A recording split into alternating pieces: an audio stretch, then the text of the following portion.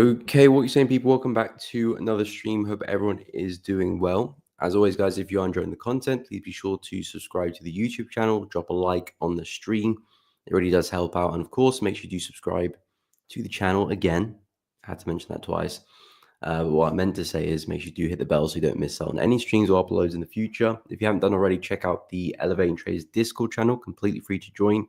Link to that at the top of the chat and also in the description below. You can chat with other traders, including myself, chat about different trade ideas, and of course, learn a little bit more about Elevating Traders, the prop firm as well. So if you're looking for that, go check it out. You can find a discount code there as well. But guys, welcome back to another stream. It's going to be an interesting day. This is kind of like almost the last normal trading day of the year almost. I mean, of course, there still will be others, but it'll be in that kind of holiday season. So might be seeing a drop in volume, a drop in volatility until maybe after the new year. But yeah, we'll see what's going on in the markets. Has been some big moves, been a pretty big week. We had three major interest rates, yen, USD, and pound, all seeing a lot of movement. So we'll go through all of that. Of course, we'll start with the DXY, start with the USD pairs. And of course, if there's any particular pairs you do want me to analyze, make sure you let me know in the chat. What's up, Tashi? Good morning. Hope you are well. Welcome. Okay, so let's start with the dollar. Excuse me. So with USD, things are looking very bullish, and I would be pretty bullish with this one. We're going to see how the weekly candle does close. So far, it's looking very strong. We've got another 13 hours before that candle does close. So a lot of things can happen in that time. But at the moment, it does look like we're pretty confident and we're seeing a lot of momentum and we're clearing this area of resistance. So if that's the case, then I will be under the impression that we are going to continue this momentum to the next key level. And where is the next key level? Right all the way back at this high here, just above 113. So in my book, we could be seeing a lot more strength in USD. And that's why it's always beneficial to look at the higher time frames, because you can get an overview of what the market could do for the next few weeks, potentially a few months.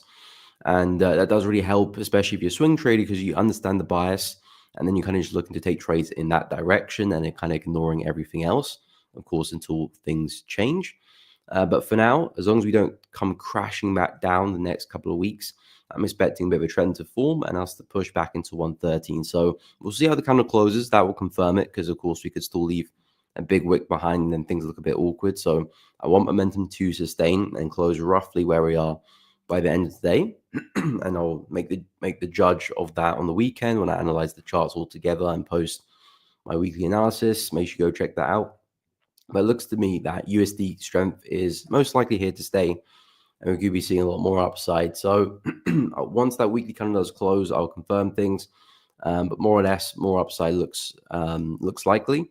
We've taken out this high here pretty well too, and I would like some pullbacks for this one, some more upside.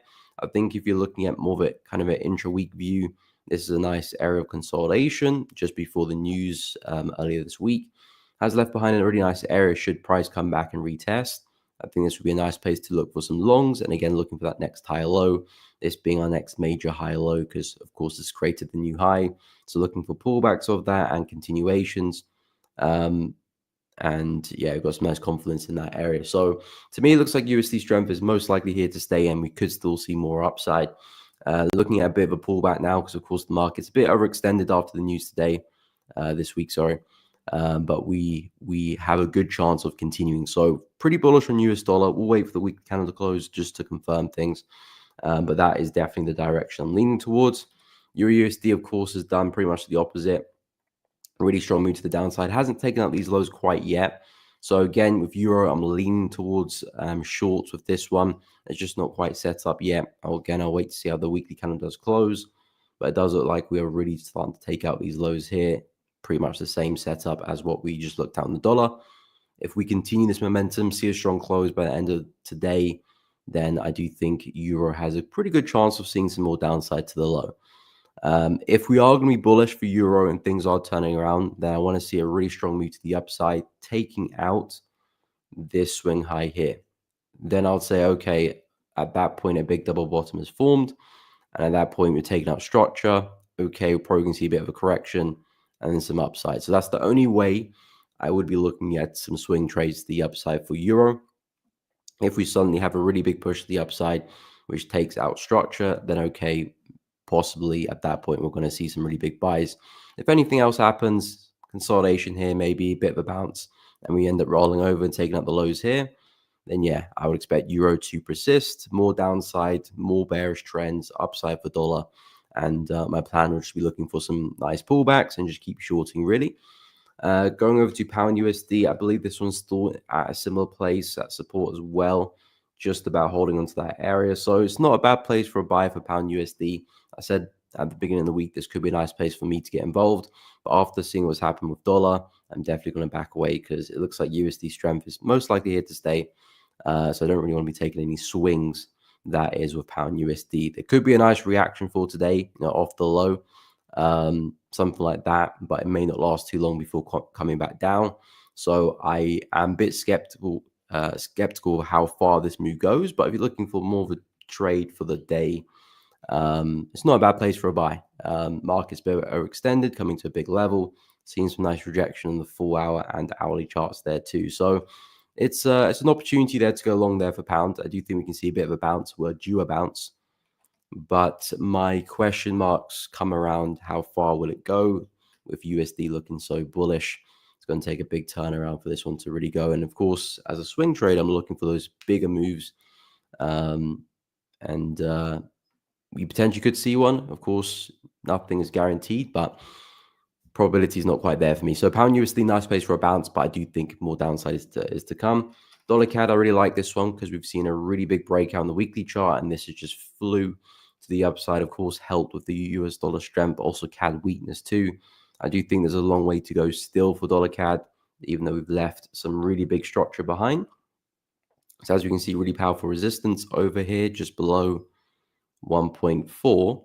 And if I zoom out a little bit, you can see we do have some major resistance up here around the 1.46 mark. And that's, to me, where most likely price is getting towards. If I go to the monthly chart and really zoom out of this one, you can see that's kind of where we get these massive wicks there on the monthly chart. 1, 2, looks like we're going to push back into that same area. So more upside for dollar CAD, most likely. It'll be interesting to see how the monthly candle does close for dollar CAD, because this area here is mostly resistance and we're just seeing wicks. Whereas at the moment, we do have a bit of a candle, and I wonder by the end of the month, do we leave a big wick or do we continue and see a close? And if we do see a close, that could be the sign of price maybe going for a breakout. But we'll cross that bridge when we get to it. But for now, still more upside for dollar CAD. The plan is definitely looking for pullbacks. At the moment, the area that makes the most sense to me is definitely the retest of the high down over here, just above 1.415. So whip out the Fibonacci from the low to the high. You can see a lovely, meaningful move there back into the 0.618. Great little place to look for some longs should we get there for a retest. And of course, looking to swing it back to highs and potentially further. Aussie dollar looking very bearish. Aussie just being very bearish naturally. And of course, with USD strength this week, that has been the recipe for bearishness, taking out these lows here, these lows as well. And it looks like we're going to those COVID lows from 2020 potentially, which is all the way down there. We still got 2022 lows to contend with. Yep, 2022, which are more or less coming into now. And again, might see a bit of a bounce because market is still very stretched. We've been falling since October, I think. Yeah, since October, market's been falling. So it probably does need a bit of a bounce. And we might see something like that. But again, if USD strength's here to stay and we keep pushing, I do think we will have a bit of a pullback, yes, but price will probably come back down and take it out. So Aussie dollar, again, potentially taking some buys, bit of counter trend plays could be the thing with USD, maybe for the next kind of couple of weeks. But I do think the bigger move is in favor of dollar strength. So that's kind of the direction I want to be trading in. No setups for me just yet, maybe apart from dollar CAD if we have the bigger pullback. Not really interested in Aussie dollar just yet because we're coming into some major resistance on the higher time frames. New Zealand dollar, I don't mind. So a really big breakout with this one as well. Breaking through this low here, really strong break of that support level. If I expand to the weekly chart, you can see we do have some support just below us, and that's probably where price is heading towards, down at 0.555. And yeah, if we can get some pullbacks again for New Zealand dollar, most likely we'll get some nice opportunities to keep shorting. There might be some counter opportunities to take advantage of retracement, but this is the move I do favor there with New Zealand dollar. So pullbacks, yes, market's a bit stretched, so a pullback is probably likely to happen anyway, but I would only be looking to short New Zealand dollar. And yeah, I do think more downside is to come. In terms of gold, big move to the downside as well from the news, and we had a bit of a continuation yesterday. I talked a lot about this area of support. It came back for a nice little retest and a nice rejection as well. I do think we can see a bit more downside for gold back down to the lows here at 25.60. Strong break of this support level. Nice rejection yesterday with that big wick. I do think we can continue to roll over. So in terms of entries, in terms of trades, if you're looking to get involved with gold, probably would say I would wait for another push back to the high here so I can get nice stop loss placement. Taking any trades in this area is going to be a little bit more difficult because you do run the risk of potentially that bigger pullback. If we get back to the high here, you know, it's just a better place to put your stop loss, and of course the risk reward will be better as well. So two birds, one stone type of thing. But overall, I do think gold is likely to keep falling there. And silver as well, its partner in crime, also looking very bearish too. Yeah, even more bearish actually. Really strong break of that daily support. And we've continued. So with silver, the funny thing is I'm still looking for buys. It's not ready yet to be bought 100% after that wick from the weekly chart yesterday and the momentum this week. It's definitely not ready to be bought yet. And I wonder, are we having a bigger pullback, potentially back down to some of these areas? That could be the case. But I'm just going to kind of wait on the sidelines and ready for when that buy opportunity does come. At the moment, still not quite there yet, but keeping a close eye. And if anything, we probably will see a bit more corrections and more continuation. So if you're looking to kind of trade for the momentum, trade for the week, I think shorts for silver still make the most sense. Yes, I still think the bigger move is up, and that's what I'll be waiting for, but no sign of that just yet. So yeah, for silver as well, pullbacks, more downside is what I'm expecting. And that kind of summarizes where I'm at with the USD markets. Overall, still favoring more upside on the dollar. But yeah, I only like dollar CAD at the moment in terms of opportunities to actually trade it. Euro USD, pound USD need to show me a little bit more before I can start looking to short them. Hopefully they can come around pretty soon. But USD CAD, really big moves, left behind some nice levels. So if we do see some pullbacks there, more than happy to take some longs. What's up, Pragasar? Welcome to the stream. Hope you're doing good, my man. Morning, morning, morning. Welcome, welcome. Olafenwa, welcome to the stream. Good morning. Hope you're well. John, what is up? Compliment of the season right back at you. I'm doing good. Thank you for asking. Hope you're well. Have you been keeping well? Ahmed, good morning. Hope you're doing good. Welcome to the stream. More as always. Hope you're doing well, my man. Welcome, welcome, welcome. Blessing, good morning. Hope you're doing good. Dollar yen, okay, we'll take a look as well. No problem. Ahmed, long position on pound USD around 1.24870. Okay, we'll take a look at that. So yeah, any markets you guys are looking at, feel free to drop it down in the chat and we'll discuss. But I'll go through dollar yen and pound USD for Ahmed and Blessing. So I'll start with pound USD since I was on that a minute ago, and then we'll take a look at dollar yen. So you said you're in a long position. I'm guessing from the low here, prices looking like it's bouncing off that support. So 1.24870. Okay, so around here somewhere. So in terms of location, makes a load of sense. You know, in a really healthy area for a buy. The market's a little bit stretched for pound as well. It looks like dollar might retrace too. So I do think pound USD has a good chance of bouncing from this low. My only query with this one is that I don't expect it to go for too long because I do think the bigger move is probably still to the downside at this point, judging of what USD is doing.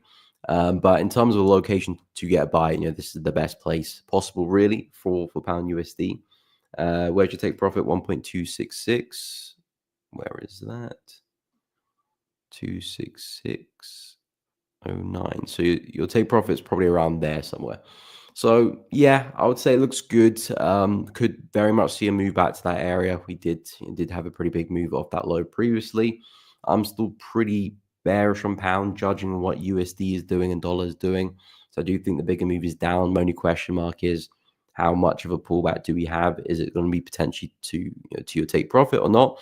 Again, we don't know the answer until it happens. Just have areas and have ways to manage the trade as it goes along. But it's a nice area. Price looks to be rejecting that area. Strong rejection on the 4-hour chart as well. I'd imagine your stop loss is probably underneath these wicks here somewhere. So risk reward looks really good. Area of location where you're looking to get involved looks good. It's just whether we have enough might to get us all the way up there and push back down. So I would suggest maybe locking in some profits. If you come back into the low here, that could be a nice place to secure some gains or just go to break even. But yeah, I think it's a nice area for a bounce, and we're still kind of due one. We could really, push the upside before we get that big drop. So I wouldn't be surprised if that does happen. But I would look at kind of managing that trade along the way.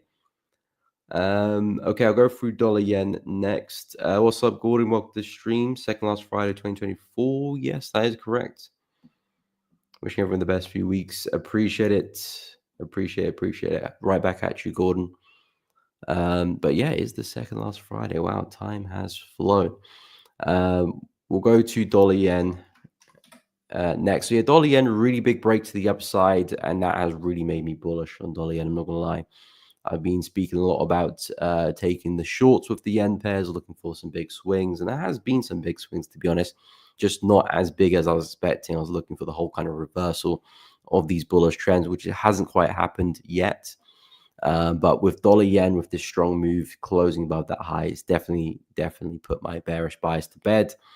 If I go to the weekly chart, it looks like we've had a pretty much successful breaking me test of this level here as well. So I do think for dollar yen, there's a very high chance we keep pushing to the high as well, with USD being strong. I know yen's going to put up a big fight, but if dollar is very strong, that will help drag USD JPY higher. But yeah, because we created new highs here, I'm looking at a bit of a pullback now for dollar yen. The areas in which I would be comfortable getting long from is definitely this area, as I pointed out yesterday. After that strong move, taking up the highs, I would like to see a pullback into this area, tag the 50, and looking for that next higher low, really. Ooh, didn't mean to do that. Looking for the next high low and looking to see if we can take it back to highs and maybe back to the weekly and monthly highs. So yeah, dollar yen, I would be very bullish with this one. I know we've seen a little bit of downside on the yen pairs there, but I would be looking at that downside anyway because this is such a big move. The market is a bit stretched. We've taken out some major highs on the left, so I would expect the market to dip and have a bit of a pullback. But because dollar yen is retesting structure in the higher time frame, still seeing higher highs and higher lows, still showing momentum, I think there's a greater chance that we kind of continue back to the highs rather than suddenly sell off again. So that is kind of what I'm interested there for dollar yen pullbacks and more upside. Risk reward looks good. And yeah, that is what I'll be favoring for dollar yen over the next few days, few weeks. What's up, Mo? Welcome to the stream. Hope you are doing good. But yeah, with USD, it's been interesting because I've been very bearish on US dollar because of where we're trading. That's not the right place to enter it. There we go. I've been very bearish with US dollar because of where we've been trading on the higher time frames, particularly the weekly chart. But this is such a pivotal range, and if price really is going to break through this, then I do think it's only one way back to the highs at 113, 114, which is this area up there. Been in this range for about a year and a half, more or less. May 2023 is coming to 2025 now. So it's been a while, and it looks like price is showing signs of breaking the high. And if that is the breakout, of course, I did say if it comes right back down, maybe the next couple of weeks, maybe it's a big fake out. But if we do hold price above here, then that to me is a breakout, and this will become a very significant level of support. And as long as we stay above, this is likely where we're headed to next. So I do think longer term USD strength is likely here to stay, which is why I'm so bullish. And if that's the case, it means that pairs like euro, pairs like pounds could be continuing to trend down for a long, long time. because it could take us, maybe half of 2025 for us to get there, or maybe longer, or maybe shorter. But a big move is to be expected here. So when I'm looking at pairs like Euro USD, because it's literally doing the exact same thing as well, which is trading at that major level of support. Price is going to break through that. Then there is a pretty big drop to be had back to the low here. Then my plan will just be looking for pullbacks, lower highs along the way. And we'll probably see that across the board for all USD pairs. So yeah, there will be upside opportunities. It's not just, sell, sell, sell. There will be bounces. There will be buying opportunities, 100%. But it's just about knowing how long to hold into those positions. Is the key to it, and managing those positions well. But overall, it does look like Euro could be seeing a lot more downside. We just need to see if we can take out these lows first to really confirm things, have a nice candle closure this week. Then yeah, that would set my bias for a while. Holy One. May as well scrap New Year resolutions. I want to be I'm going to trade Euro. I'm going to hold these trades longer. Going to be patient. We always breaking up. Yeah, it's very, very true. Very, very true. I think in terms of New Year's resolution, just have one really. Because if you have like 10, probably won't do them. If you have one, it just makes everything so simple. Just do that one, and it's been a successful New Year's resolution. But yeah, true. New Year's resolution is it starts off well, but then it kind of just slacks off towards the end. What's up, Nenad? Welcome to the stream. Hope you're well. Welcome, welcome, welcome. Do you think pound yen is a good buy? Okay, I'll go through pound yen for you. Okay, after the 8 o'clock news, still watching. Okay. Darkshon, good morning. Hope you're well. Okay, I'm driving. Okay, fair enough. I'll check the news. I think we got maybe like some smaller USD news today, maybe. Let me check. Yeah, we got PCE news for USD at 1:30 UK time. That's in about 3 hours from now. Got CAD retail sales, same time, 3 hours from now. And then Michigan consumer sentiment. So nothing crazy, nothing where I would start to kind of watch out for, really, to be honest. These news events can move the market a bit, but nothing I'll get too panicky from here. The main news has been done with the interest rate. So a little bit of news, but nothing major. Okay, let me go take a look at pound yen for Nenad. Okay, so you said you're looking to get into a buy. Pound has been pretty weak because, of course, we had the interest rates yesterday, and there's been pretty weak since then. So pound yen has had one of the bigger moves to the downside because, of course, all the yen pairs were flying, but pound yen had a bit of a move down, which I was not expecting. Of course, definitely helped by pound weakness, but I would still be pretty bullish, at least on the intraday timeframes with pound yen, because we've been so consistent with the higher lows. If I drop to the hourly chart, you can see how many higher lows we've got. 1, 2, 3. You can probably count that one as well. 4 over there, and looks like potentially number 5 as well. So I would say this looks like a nice place to buy. I do definitely agree with that, actually, Nenad. Still a lot of momentum to the market. We took out this high here, which I said was a big no-no. If I was going to remain bearish on pound yen, we do need to stay below that high, which is 197.769. We didn't do that. Really strong candle closure above that high. So I do think there's a greater chance that we do push back to the high over there. Excuse me. Back to the high over there at 199.721. So yeah, that tells me that pound yen most likely will probably see some more upside. And now we come back to a healthy area of support where we did break through for a lot of momentum, have no prior retest. This is our first retest of that same level.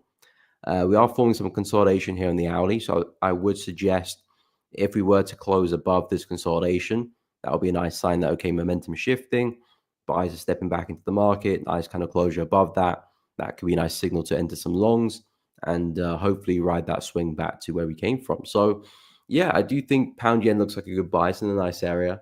I'm guessing you're looking to buy from this area here as well. So yeah, I would definitely agree. It's a nice place for a buy. Certainly, if you're looking for that kind of intraday momentum,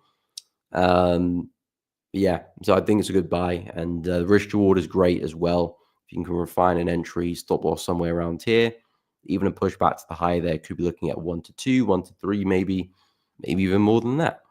And you do have the high just above us here, so it could leave some positions to run. But overall, very consistent with the high lows, breaking structure to the left here. Not what you want to see as a seller, what you want to see as a buyer. And that would lead me to believe more upside for pound yen is pretty likely. So yeah, I would have to agree with that one.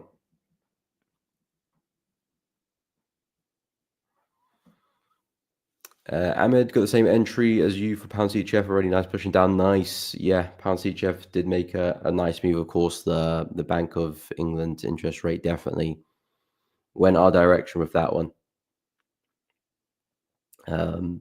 I'll go through that trade in a moment.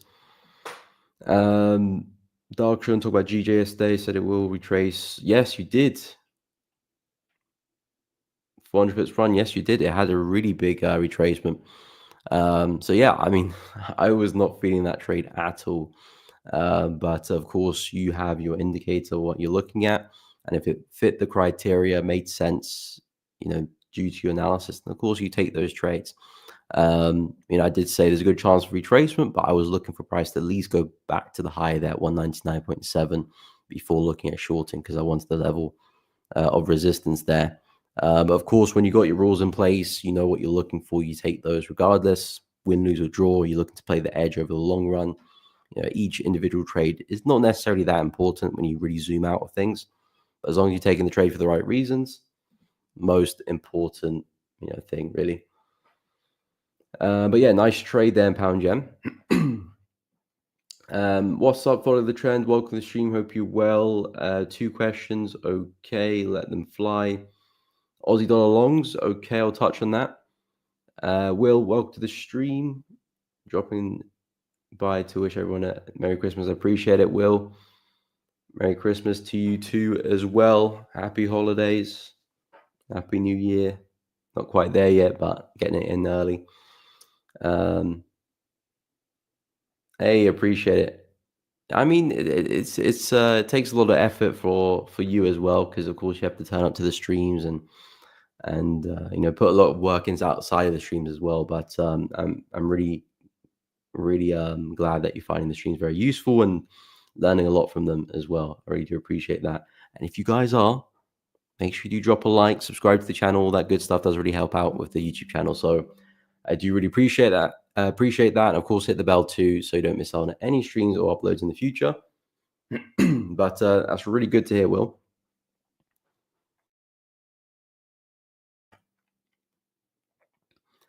What is up? Hi, Elf. Welcome to the stream. What does the market close?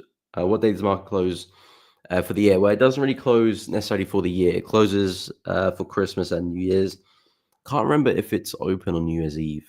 I know it's definitely closes Christmas Day and New Year's Day.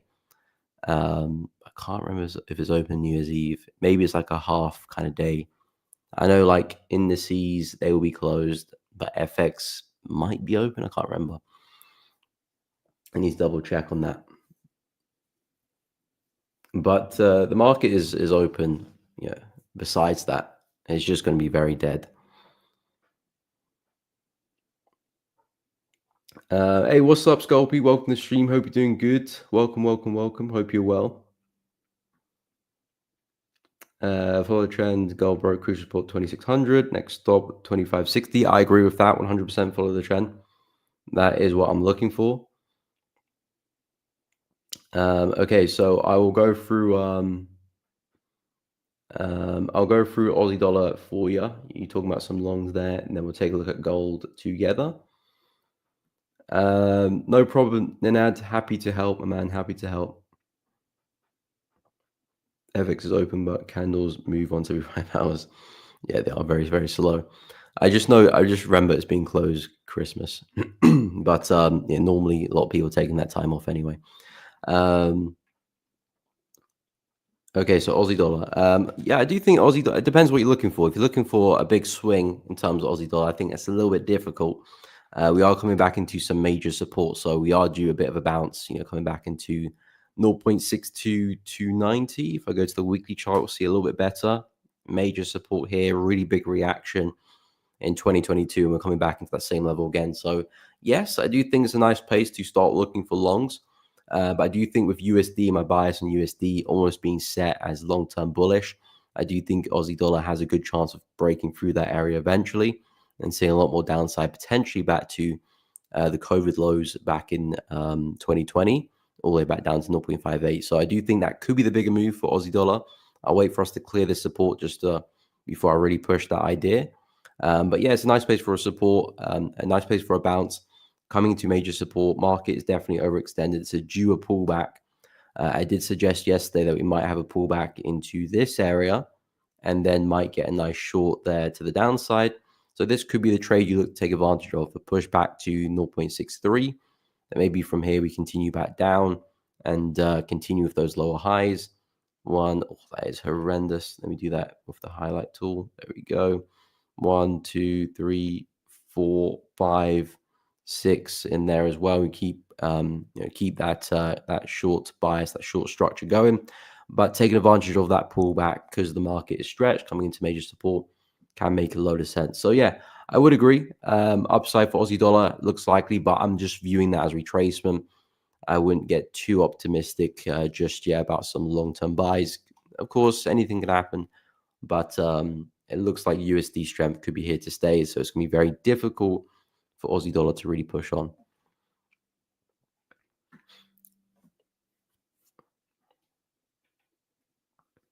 What's up, CS Integrated? Welcome to the stream. Hope you're well. No problem. Follow the trend. Happy to help. So yeah, I'll go take a look at gold quickly. Okay, no problem. We'll have a good lunch. Silver. There we go. So yeah, for gold, yeah, really strong break of 2600, and I do think 2560 looks pretty likely. So back into this low here as well. So I did suggest earlier in the stream that if you're looking to short gold, I would suggest to wait for a pullback to see if we can get back to 2619, retest this area, and that looks like a nice place to take some trades. Reason being, it's back at a high. We saw a lot of momentum there yesterday, and it's a nice place to put your stop loss above as well. You know, if you take any trades in here, you might still catch the move 100%, but your stop loss is a bit more vulnerable. Could take a couple of losses before you do take the win. And I think that place is just a little bit smarter. And the risk reward will be better because you're higher up. So I think gold looks ready for another move down. It's holding onto that level very well. Nice wick on the daily chart. And of course, if gold was to break above that area, then that will now put to bed that bearish bias for now anyway. But so far, holding pretty well below that 2610 level. So a retest and more downside looks the likely move. And yeah, I would expect price to come back down to that daily support level, 2560. And then we maybe can speak about some buys when we get there. But for now, it does look like gold is likely to keep falling.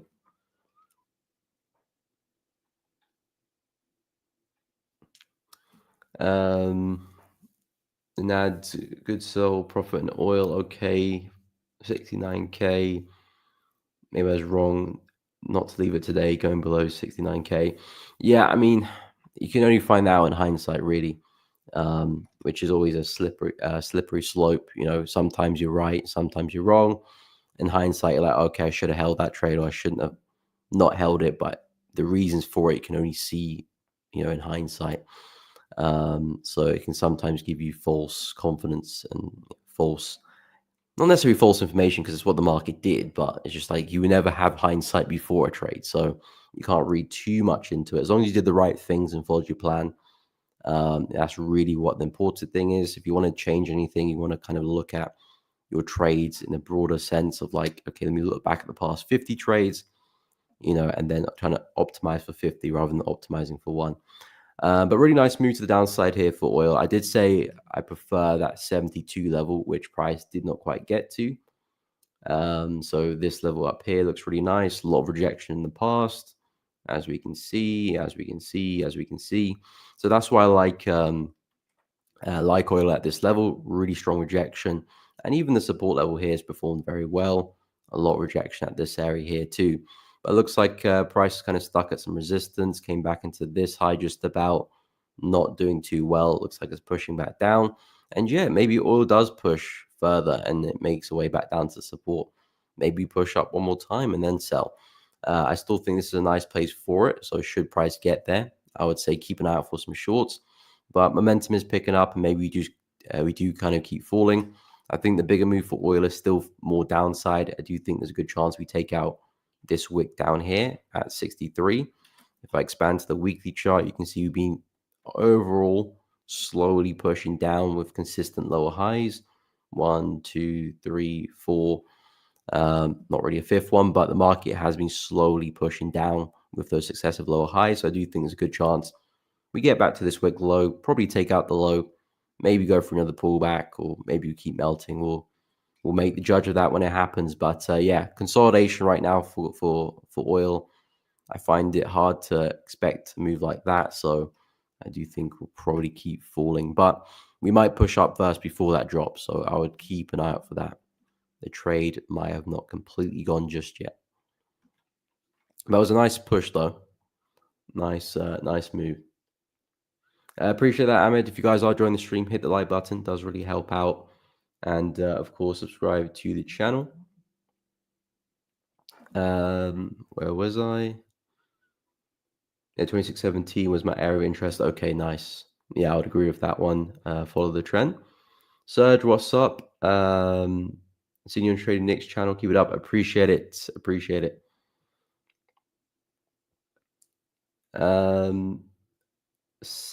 Sesedi? Hope I'm saying that correctly. Entered longs on pound yen targeting previous 4H high. Okay. Oh yeah, we just went through that opportunity. I do agree. It looks good. Did enter 30 minutes ago. Okay. A few people looking at pound yen longs. Yeah, we just covered that one. I agree. I think it's a nice place. Market's still very consistent with all these high lows, coming back into a nice area of resistance. Really strong break of that area. No prior retest. Of course, prices finally come back to that area. A lot of consolidation, I would say. So I did suggest earlier, if price was to see a nice candle closure on the hourly chart above this range, that would be a nice sign that says, okay, the buyers are back into the market now. Sellers have exited their positions, and we're seeing a bit of a shift. Doesn't necessarily mean price is going to completely fly, but it's a nice indication that says this level of support is holding and it's doing its job. But overall, very consistent with the higher lows. So we expect that to continue until proven otherwise, really. Until I see pound yen do something like this and take out that low, then I'll hold my hands up. Maybe we do correct and see more downside. But until then, I'm looking at high low forming and another push back to the highs at 198. And I do think we can go a little bit further and go and tag this daily high up here, which is 199.721. Yeah, major resistance. This looks to be the next higher low in this bullish sequence here. So 1, 2, 3. If that is the next higher low, then you expect a higher high, or at least a test of the prior high. So yeah, by my book, pound yen looks good for more upside.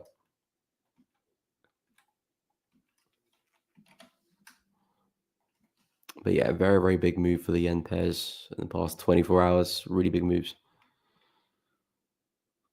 Okay, New Zealand CHF. Okay, I'll go through some CHF pairs and I'll go through my trade as well. Okay,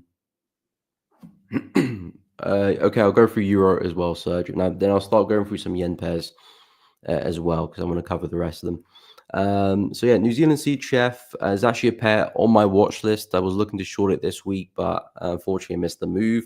I mean, I managed to catch pound CHF, so I'm not entirely gutted, but my main focus was actually New Zealand CHF because I like the pullback for this one on a daily chart. I wasn't too sure about pound CHF if I'll get the push to the high. It did come around, so I'm grateful for that. But yeah, New Zealand CHF looking very good. I expect this one to come back to the all-time lows. A very, very bearish market on pretty much every single time frame. If I expand all the way to the weekly chart, zoom out of that, you can see we've just been steadily falling. So more downside is always on the cards of New Zealand CHF and pretty much all the CHF pairs. More downside is always on the cards with these guys. And yeah, we've cleared some major support a while ago. The plan this week was actually looking for the retest of that structure. So I believe we opened for the week around here. So I was looking for one more push to the upside to go and tag this trend line, of course, tag that resistance level on the daily chart, then look for my entries in that area. There's our first high, second high of the trend line, and looking for the third one. Unfortunately, just didn't quite get that, and price kind of just dropped very aggressively there on Tuesday, I think. Yeah, so unfortunately missed that move, but now that that move is kind of gone, I'm no longer really interested in New Zealand CHF as much. I think there might be some nice trades on the retest of this low here. I think if you are still looking to get involved, that is probably the next best bet. Probably start watching out for support around the 0.51 mark. But if we could see a bit of a pullback like this, nice area for a lower high, retest 0.51 and looking for that momentum to continue. But it's always nice when you're trading a market which is kind of bearish or overly bullish, and pretty much all the major time frames. It's like, okay, you've got a lot of wind in your sails, and you can look to hold positions a little bit longer as well because you know that you've got that higher time frame backing too. But yeah, New Zealand CHF expecting more downside. I managed to catch pound CHF at the top of the range. Nice resistance up at the high there. I really like the fake out when it happened on Wednesday. Major resistance at this level. Price had a really strong break to the upside, closed back below. That gave me my entry signal, stops above the high. We also had the trend line on the daily chart as well, which was connecting these major highs 1, 2, and 3. Excuse me. And of course, it was very much helped with the news of the Bank of England interest rate. But hey, news is part of trading. Sometimes it does help, sometimes it doesn't. Yeah, you just got to manage your risk really. And yeah, now looks like we are making our way back to the low of the range. So I'll look to book some profits as we come back into this area, not too far away already. I'm actually going to try and really swing this trade here because I do think there's a lot of downside. Looks like New Zealand CHF is going to move back to the all-time lows. I think pound CHF could long-term do that, but I'm just going to be looking for a push back to the low here. The idea is that we had this high, nice drop, formed the next high, nice drop, next high as well, at least another drop back to the low. So I'm going to look to book profits at the low of the range because I've got to respect the range. We could very much bounce off that low and, go back against me there. So that's very much a possibility. But if we can start to have a breakout, then I could be onto a really big move here. So I'll book some profits there. My stop loss is already at break even, so there's no risk on the table anymore. But the plan is to try and see if I can swing it back down to 1.08. But that's the best case possible. We'll see what happens as time goes on. In terms of Euro USD, now I'll go through the remaining yen pairs. So yeah, in terms of Euro USD, again, it's that nice area for support. We could see a bit of a bounce here, but I'm not quite convinced it will go for too far. I'm pretty bullish on USD, DXY. I think dollar could be getting ready for a big breakout. I'll see how the weekly candle does close because I want to see if momentum is held till the end of the week. Because sometimes we look very, very bullish until kind of Friday afternoon, and then we kind of pull back and leave a big wick. And especially when we're trading at massive resistance on the dollar, I really want to see us really kind of break out of this level here, which so far it looks good. But we still got another 13 hours left before the candle closes, and a lot can happen in that time.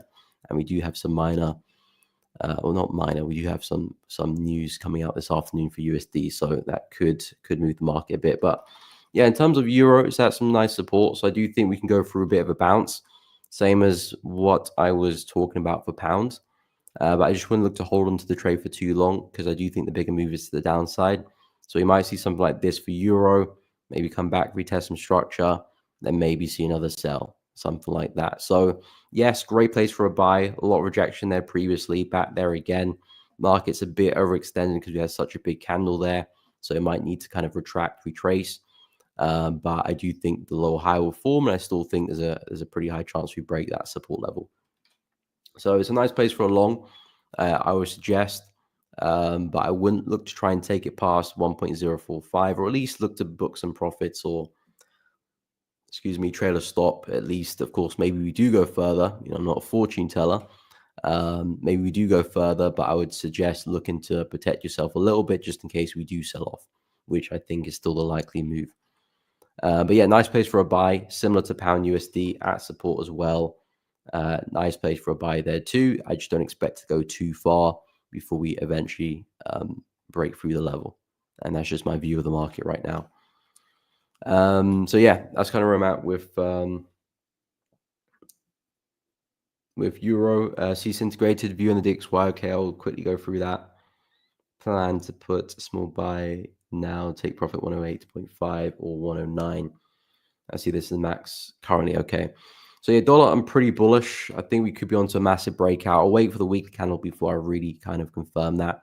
But the truth is we've taken out the high there on the left, which is a sign of more upside to come, at least from my analysis anyway. It looks like we're breaking through major resistance.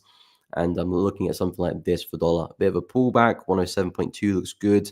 Of course, I'm looking for a bit more of a swing point of view. And I know you're a bit more intraday, which I'll look at in a second. But the fact is that we've taken out this high here, which was very crucial because I was waiting to see if we were going to respect the high and possibly form a big double top and sell off or break the high. And if that's the case, I do think more upside is now on the cards here. So USD, very, very bullish. I do think we can go a lot further. This area looks like a nice area, nice consolidation where price could potentially retest and fly. That kind of lines up with euro and pound, maybe a bit of a double bottom with those currency pairs. And then we see some bigger moves later on. In terms of the intraday, you said you're looking to place a buy now, if I read you correctly. Yeah, small buy now, take profit 108.5 or 109. Yeah, it's a nice place for a buy. Coming back into this area, nice kind of consolidation before a strong push to the upside. So we could see price putting that next higher low. This is, of course, our previous higher low to give us the high. This is a nice place to expect another bounce from. And then 108.5 would be right back at the high again. And of course, 109 up there as well. So it could be a situation where you look to maybe secure some gains at that area, leave some positions to run to 109 maybe. Of course, that's up to you, and I'm sure you got a plan for your trade management. But yeah, I do like it. I'm pretty bullish on dollar. Of course, I'm not really an intraday type of guy, but if I was, I would be expecting another bounce here. I do like the swings, which I mapped out in the 4-hour chart. If that does happen, that's a different question. But I do think there is more upside to come. So yeah, pretty bullish on dollar. I do think we can continue pushing. Anyway, we'll go through some of the yen pairs. If there's any particular yen pairs someone wants me to take a look at, let me know. But we had a look at pound yen. We had a look at dollar yen as well. Of course, CAD yen, I did close my CAD yen position. Sadly, I was holding on to that position for quite a while. I entered the short on this candle here. That was 20th of November. So literally just 1 day short of a month, because today is the 20th of December.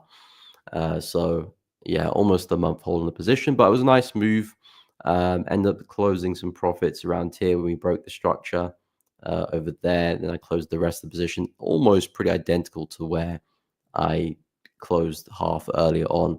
But the plan was looking to catch a bigger trade. I was looking for a swing back to the lows here. That was the goal. It doesn't look like that's a likely move anymore. So that's why I did end up closing the position.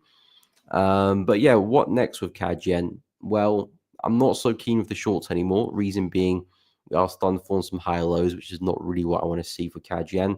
One over there, second over there, and potentially third over here as well. So I wouldn't be surprised if CAD yen does make a move back to the high up here where I shorted from 111.5. And the fact is, we had a really aggressive sell-off on Wednesday or Tuesday. Yeah, Tuesday. And then all that momentum just completely changed.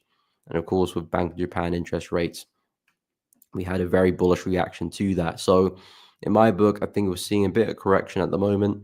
Maybe come back, retest the high, and we'll see some more upside. Looks like we're having a bit of a reaction at this level here.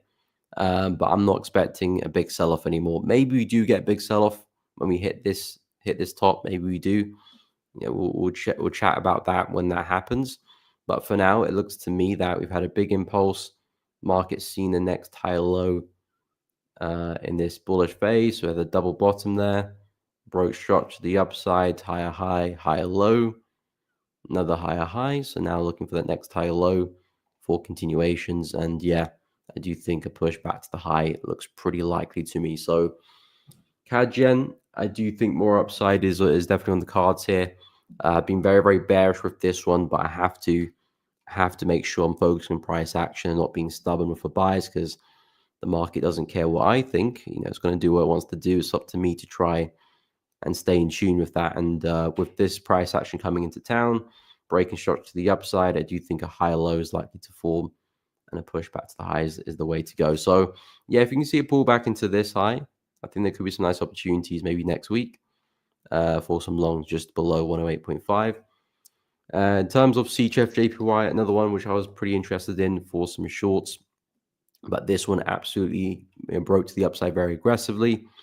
It was consolidating, so I said if price does end up breaking the consolidation to the downside, I do think shorts will look very good underneath that, taking a ride back to the low there, and then eventually this low here as well. So that was the plan with CHF JPY: breakout, retest, continuations into the low, and hopefully back into that low. But of course, with the break to the upside, that's very much changed the proposition of things. If price is gonna break this high here, which I think it probably will do, then we're most likely will push back to this high, and then at that point, probably going to push back to the high over there, which is the all-time high for Swiss yen. So it looks like CHF overall is pretty strong. I think that's another factor to look at too. But yeah, really strong move. This looks like a nice place for a buy. Should we see the pullback there? Looks like we're kind of just seeing consolidation. I think that's just because CHF is quite strong right now. So we might do this and then boom, and the push to the upside. If there is a pullback, great. Nice place for a long. Markets put some really nice high lows in. 1, 2, 3 kind of, and then looking for the fourth would be a nice place for a buy, but I just don't see price getting there. I think we're just a little bit too bullish, but this is why I do expect CHF to move towards, and then potentially back to the high there as well. But overall, looking very bullish to me for dollar yen, CHF, sorry. But dollar yen does look bullish to me as well. CS integrators, my account capital is small, can't afford to hold more than 1 day. Okay. Short 50-minute trades, kind of trades to build my capital. Yeah, I mean, that's completely fine. You've got to start somewhere, of course. That's completely fine. There's nothing wrong with that. You got to trade to your situation, to your account. If you can't look to hold trades that long, then try and do that as well. But yeah, I mean, even if you have large capital, you can still look to trade intraday. The only benefit really about kind of looking to hold trades longer, just a bit more relaxed pace. You can take a trade and kind of just sit on it a little bit. Of course, maybe the money's a little bit slower, but it depends what you're after. But yeah, if that's the case, then focus on that. Absolutely nothing wrong with that. But yeah, that's kind of my verdict there for Swiss yen. Looking at more upside, I will go through Litecoin MD, and I will take a look at dollar CHF Ahmed as well.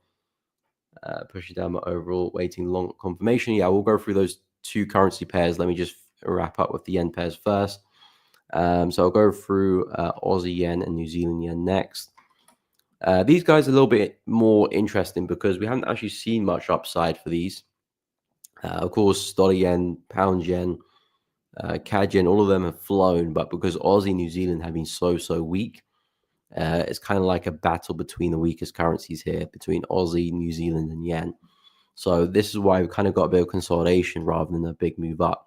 But judging on how price is forming here, this to me looks like price is really struggling at these lows. You can see all these wicks piling up, all aggressive reactions to the upside.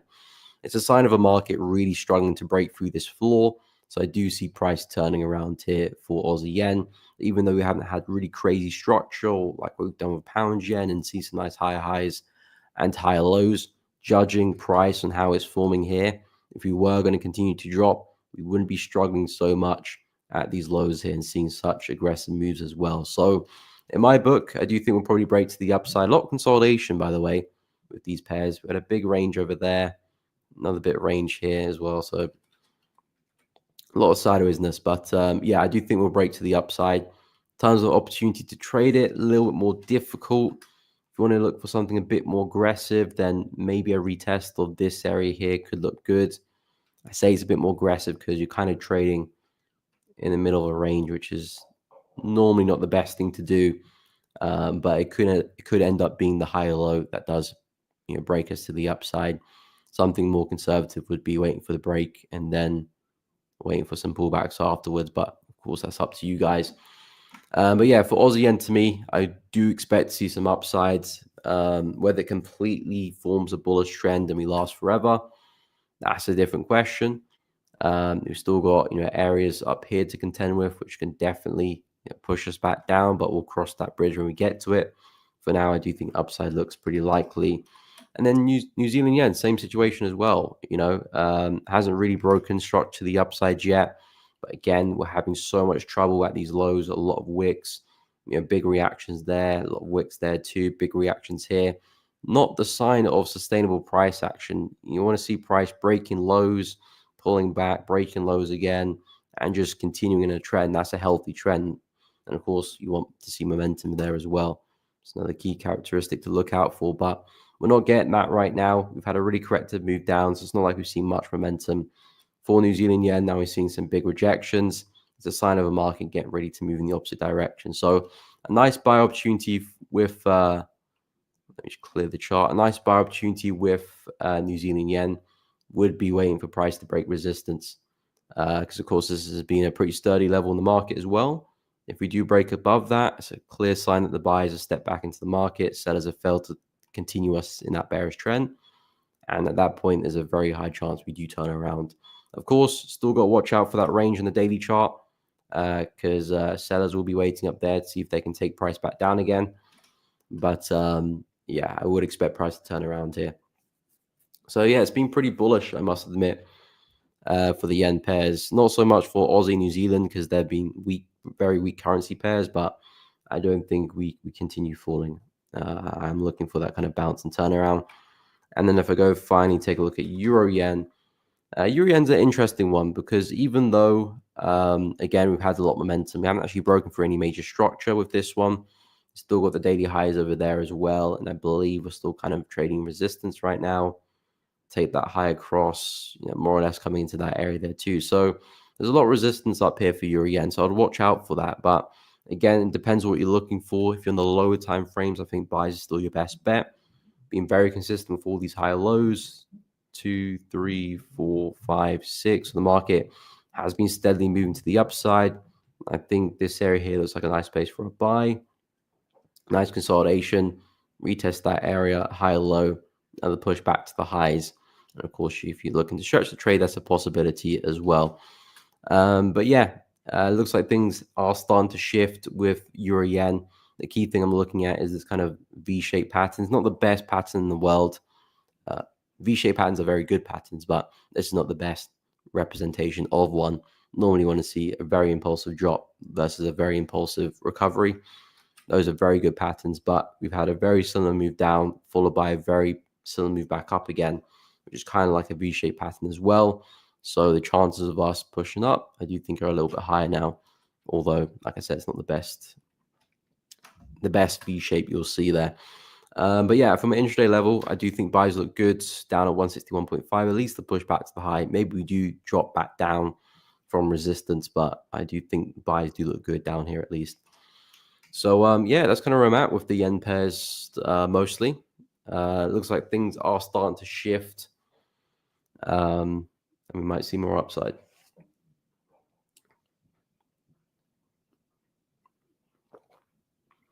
Okay, so I'll go through some requests. Litecoin, I'll take a look. Dollar CHF, I will go through as well. UD, what is up? Hope you're doing good. ET do, yes, we do. We do have instant funding as well. If you go to the website, elevatingtraders.com, you'll see the instant funding challenge there on the website. And of course, you can read more about it. If you go to the FAQ page, we'll have all the information you need about the challenge. Or if you have any questions, you can ask it on Discord as well. But yes, 100% we do. Dollar CAD, I'll take a look for you, no problem. What's up, Manzondi? Welcome to the stream. Hope you're well. Dark Sean, situation, same as GJ. Not weak form downside. Okay. most likely go for that first and then push back up.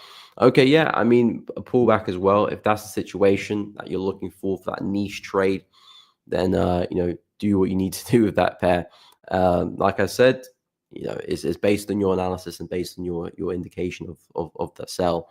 But yeah, I do think the bigger move for CTFJY is the upside. Same with GJ as well, but we probably are due a bit of a correction before making that move.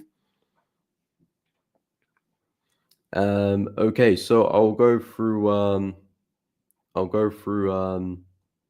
Litecoin and dollar CHF.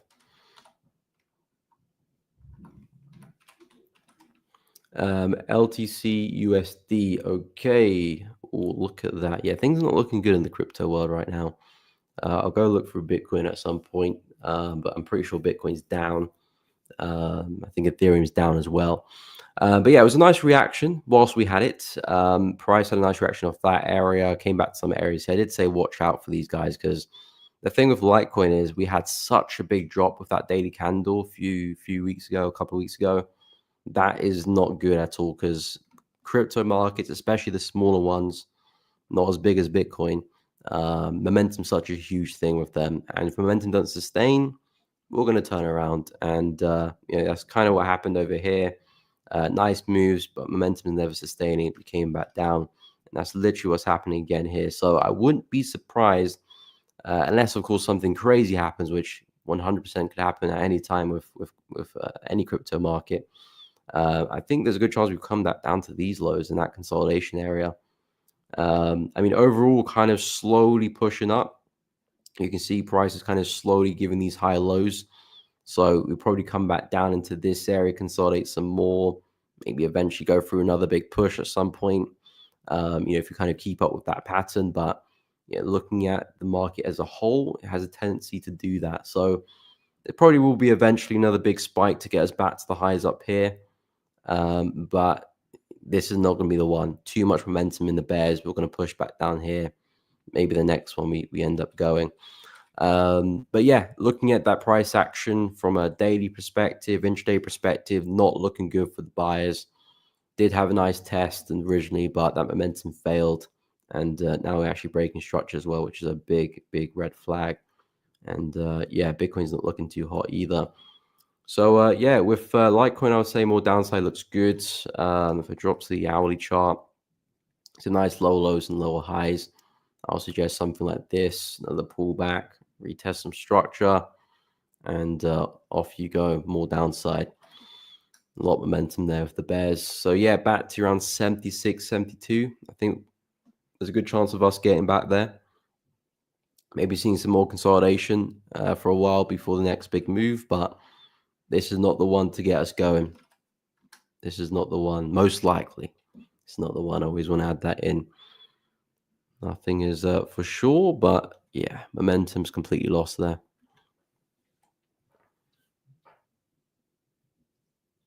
Okay, so I'll go through dollar CHF and dollar CAD next. Cheers, more. Hey guys, if I don't see the message, let me know. But if I say I'm going to get to it, I will go to it.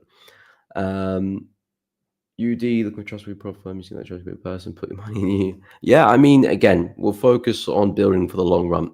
A lot of prop firms which don't eventually succeed and go down, they're very much trying to get big very quickly.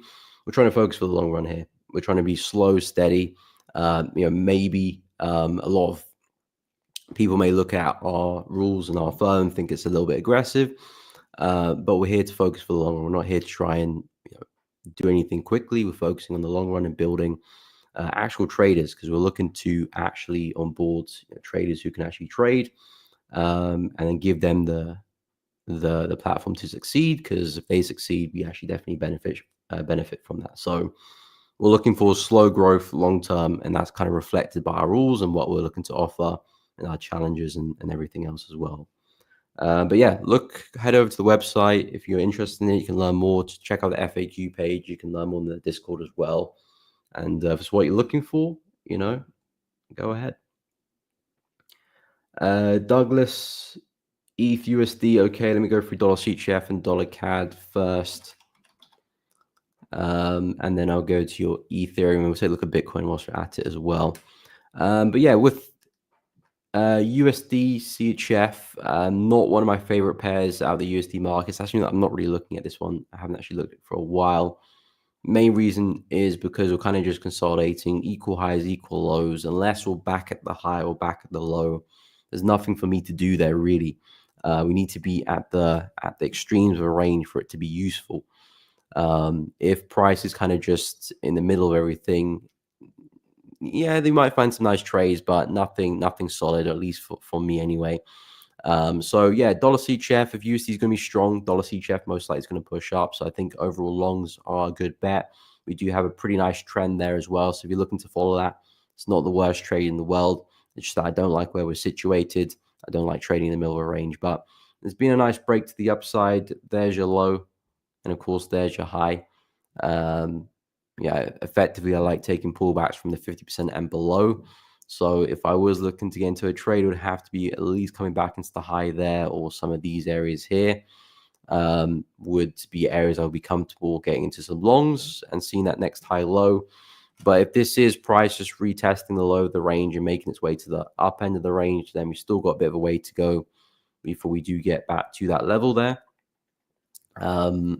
But yeah, I'm just not a fan of the overall market because of the range we're trapped inside. It's not the range I don't necessarily like, because I do think there's good opportunities at the highs and at the lows, but overall, yeah, I need price to be trading those areas. But yeah, nice trend we have, and of course USD being strong really does help out. So pullbacks to 0.888 or 886, I think make a lot of sense for some buy. So that's what I'll keep an eye out for dollar CHF. Pushing down, but overall looking for long. So yeah, I agree, Ahmed. We are seeing some downside, but overall, I do think we'll see more upside there.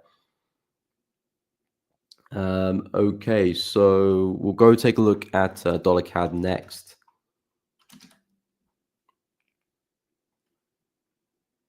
Okay, so for dollar CAD, this one has been very interesting. This pair is actually a pair firmly on my watch list, which I'm keeping a close eye on. I'm just kind of hoping and praying for a pullback, really, because that's what I need to actually get into the trades. Otherwise, we kind of just keep flying, and yeah, I'll miss the opportunity. But if we do pull back, then there is something there for me, because I really like the breakout, very convincing breakout of that resistance. And now the next key level is a push back to the highs here at 1.46. So if that's the next key level, if that's the next major target, then my plan is, can I find pullbacks in that direction and look to try and maybe hold some swings back to those areas? You know, I'll be trading stops. I'm not looking necessarily to target those areas outright. But it's nice to know that if I do catch a trade nicely, I could be onto a big winner. You know, that's the whole idea of swing trading, is that you position yourself in areas where there could be a big swing, and then you try and really take advantage of that. But yeah, there's some nice areas here, 1.415. If we do get some pullbacks down there, I think looking for some entries in that area makes a lot of sense. Push back to the high, and then maybe 1.46. But that's really what I'm interested in with dollar CAD. Really nice area, a lot of boxes ticked, and with USD potentially on a big breakout, it means that dollar strength is likely here to stay, until proven otherwise, of course, but likely here to stay. And we'll probably see dollar CAD keep pushing. Okay, so I'll go through Ethereum and we'll take a look at Bitcoin, sorry. Making profit, keeping the profit is the hardest. Losing is the easiest. Very, very true. Not necessarily making profit, because you know, what you do is when you press buy or sell, effectively it's 50-50 whether you make money or not in terms of a 1-to-1. Of course, if you say you take profit like a 1-to-5, and of course it's not 50-50, because price has to go 5 times in one direction versus 1 in the other. But if you look at a 1-to-1 and just with like no analysis, no edge or anything, it's 50-50 where the price hits 1R or 1R in profit or 1R in loss. So in terms of making profit, it's just as easy as taking a loss. Well, the real hard thing is, like you mentioned, is keeping the profit, because that's where risk reward comes in. That's where win rate comes in, and that's where the longevity comes in as well, and keeping with an edge. Because you can take someone who has no idea about trading. They could take a bunch of trades and make a bunch of money, really, in just sheer luck of it. But if you ask them to keep onto that money in a few months' time, you can almost guarantee they won't. And that's really where the difficulty does lie. But yeah, I do agree. But I think making money and losing money is easy as one another. It's just the keeping the money is the most difficult part. But yeah, with dollar CAD, really convincing upside. So looking for more of that to come.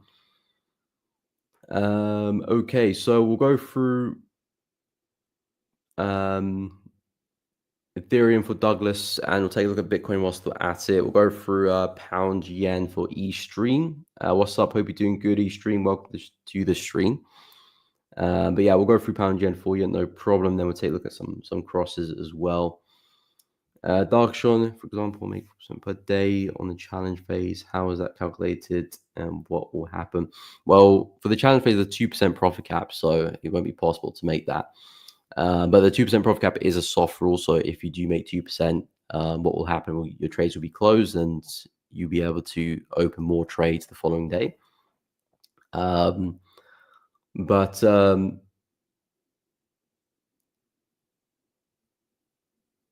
what was your question? If I make 4% per day on the challenge phase, how is this calculated and what will happen?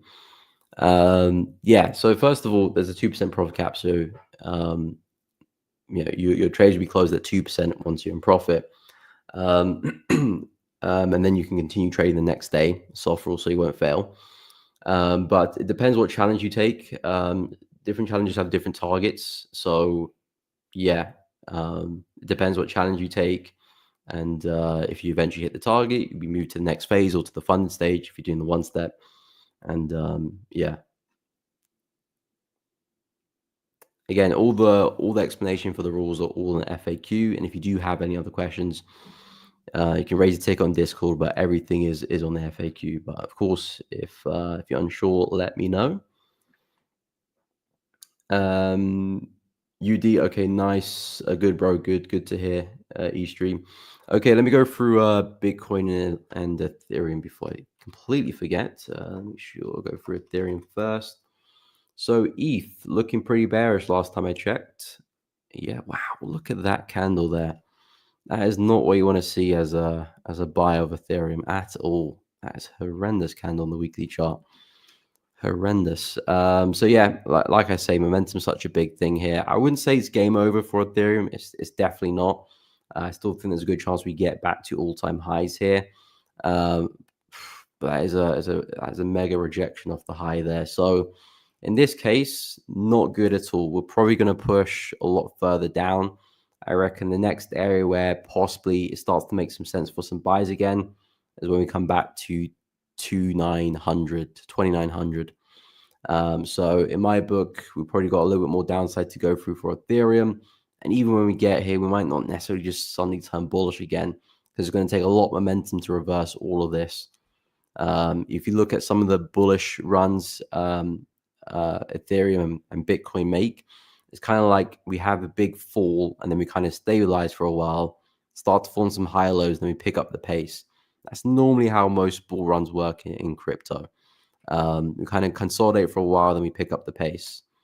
In this case, that could happen at that area, but we're going to have to kind of stabilize a little bit like we did over here. Big move down, massive consolidation, then we eventually pushed. So if we do start to consolidate and hold support here for a while, maybe that does turn into an area where we do see a big move to the upside. If we kind of bounce and then break through, or that's just not a good sign at all. I'm probably going to come back and take out the lows there. So yeah, it's a massive rejection for Ethereum. Not a good look at all. I was actually looking for a price to break the high, but that is definitely not the outcome. So yeah, more downside 2900. We'll go from there. But yeah, price needs to find some support quick, and it needs to start holding it. Otherwise, we could really keep falling there. In terms of Bitcoin, looking very bearish as well, picking up the pace today as well. We've broken out that channel, which I was talking about the past week, I said it's not good that Bitcoin's in this ascending channel here. You want price to start to see more momentum in that, because the longer we stay in the channel, the greater the chances for a drop to the downside. And yesterday we just about closed below, and now we're seeing the momentum from that. So again, it's not necessarily game over with Bitcoin. We've had a really nice bull run the past few weeks. If we expand to the weekly charts, kind of like, okay, we are due a pullback anyway. Really nice move, consolidation, big push. I would be surprised for a retest of this high, to be honest, 72K. I wouldn't be surprised for a retest of that high. I will see how the weekly candle does close. If it closes like this, and again, crypto closes on Sunday as well, doesn't close today. So we still got 2 days left, 2 days and some hours left before that candle does close. But if the weekly candle closes like that, yeah, I do think we'll see a bigger pullback for Bitcoin back to around 75K potentially. Again, we could still very much continue this uptrend, but we probably go for a bit of a pullback there. So yeah, not looking good. Not looking good, I have to suggest. Not looking good. Probably more downside at this point. Anyway, we'll go take a look at pound yen next. Okay, no problem. Cease integrated. Happy to help.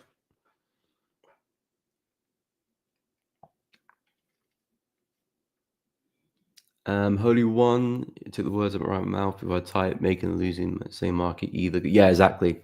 Results either win or lose. It's just lot size that each your account. Yeah, I much agree. I very much agree with that, because it's 50-50. Price going to go here, go there.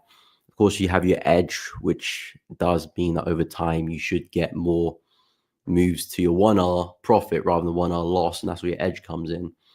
But then also risk reward as well. How long do you hold into your winners? Do you take your profit at 1R? Do you hold to 2R? Win rate, all of that comes into play. But in terms of win and loss, it's literally just should be 50-50 down the middle, really. But yeah, keeping onto the profits over the long run, that's the difficulty. Okay, so BTC 94,500, yeah. It's not looking good. Oh, you closed your shorts too early. Yeah, unfortunately. Again, that's the thing. You never know with Bitcoin. Sometimes it's just a pullback and then you close your shorts at the right time. Sometimes it could be a bit of a meltdown. And it's not looking too hot right now. I'm not going to lie. Momentum is really picking up. We need to put some serious support in quick with Bitcoin. Otherwise, it might be a push to 75K. And again, it's not the end of the world. We're probably going to hit those prices and then just eventually, continue and break the highs at 108K and go make new highs and so on and so forth. So it's not suggest that Bitcoin's going to zero. It's just it might be due another pullback. Okay, let me go through pound yen. So yeah, pound yen. What's the deal with this one? You said you're looking for a buy, or you just asking me to go through it? Okay, yeah, pound yen. So yeah, I think pound yen looks really good for a buy. I did suggest earlier, if you get a nice close outside this consolidation, I think that'll be a nice entry signal. Because number one, we've come back to a really nice level of support. 195.6, really sturdy resistance. Of course, had the big breakout off the Bank of Japan and haven't had the retest. This is the first time we've come back into that level. The market's been pretty consistent for all these high lows, 2, 3, 4, looking for number 5. And this is a good place for that to form. And as long as we don't go and break the low here, I would stay bullish on pound yen, at least from an intraday perspective. If we break through that, that's an indication that, okay, all of this momentum was literally for nothing, because we shot to the upside aggressively just to go and break the same low. It doesn't make any sense. So at that point, expecting price to actually sell off at that point. So as long as we don't break the low here, I do think a higher low is going to form and we're going to push to the upside. And what would be a nice indication of that move happening would be a nice close above all of this kind of congestion there. And yeah, I would expect to push back to the high, which is 199. And then you got 199.721, which is that daily high there on the left, which I think price can get to. So yeah, that's kind of my verdict with pound yen. Still looking at more upside.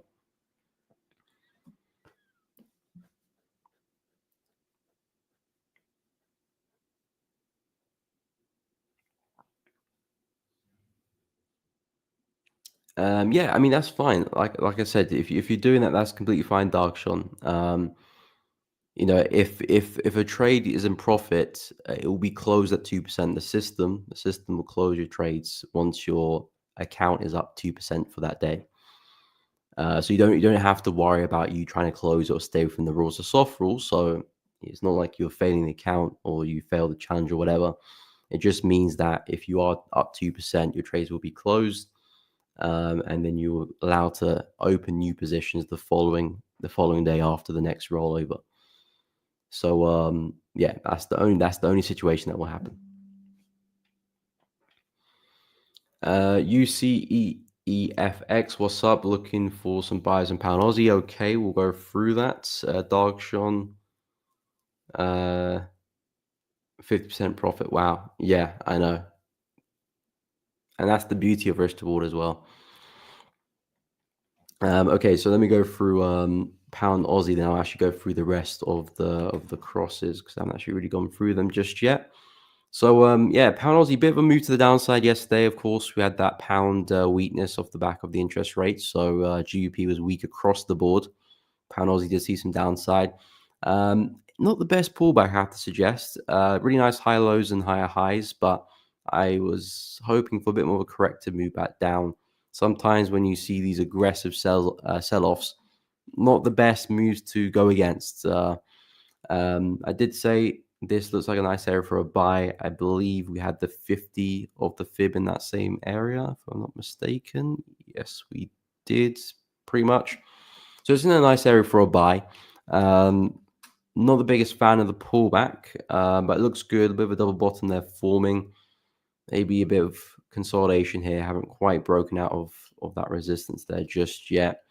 But we're looking like we're trying to do that. If you're kind of lower time frame, could wait for the break and then look for some higher lows and refine those entries further. But yeah, I would still be bullish for pound Aussie because we are still very consistent with the higher lows, but not as happy with that pullback as I wanted to be. Of course, because of the weakness for pound, but it's just two big hefty candles like that. Even if we do impulse down, it's not the worst thing in the world like what we did here. That's a pretty big candle, but we kind of lost that momentum and we became very corrective. That's always a nice sign. If we're very impulsive, which we could be doing now, we could be getting corrective for the buy. But yeah, I don't like it when we just impulse straight away. Doesn't necessarily mean we're turning around, but it does reduce the quality of the setup. It's always best if you have an impulse correction with corrective behavior. It's always the better pullbacks to take.